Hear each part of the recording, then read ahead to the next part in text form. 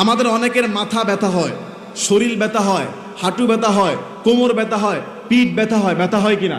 আজকে আপনাদেরকে একটা দোয়া শিখিয়ে দিব, ব্যথা ভালো হওয়ার দোয়া। শিখবেন এটা? নবী সাল্লাল্লাহু আলাইহি সাল্লাম বলেছে, ব্যথা যেই জায়গায় হবে, ব্যথা যেই জায়গায় হবে ওই জায়গায় হাত রেখে প্রথমে বিসমিল্লাহ পড়বেন 3 বার। কয়বার বলেন? বিসমিল্লাহ, বিসমিল্লাহ, বিসমিল্লাহ। কয়বার হলো? 3 বার। মনে করেন আপনার মাথা ব্যথা, মাথায় হাত ধরে বিসমিল্লাহ, বিসমিল্লাহ, বিসমিল্লাহ 3 বার এটা পড়বেন। এরপরে ছোট্ট দোয়াটা পড়বেন 7 বার। কয়বার? ছোট্ট দোয়াটা পড়বেন 7 বার। আমি যেমনি পড়েছি হাদিস অনুযায়ী হাত রেখে পড়েছি, সঙ্গে সঙ্গে একটু পরে ভালো হয়ে গেছে। দোয়াটা হলো আউযু বিল্লাহি ওয়া কুদরতিহি মিন শাররি মা আজিদু ওয়া উহাদিরু। কি 30 সেকেন্ডও লাগছে বলতে? ছোট্ট দোয়া।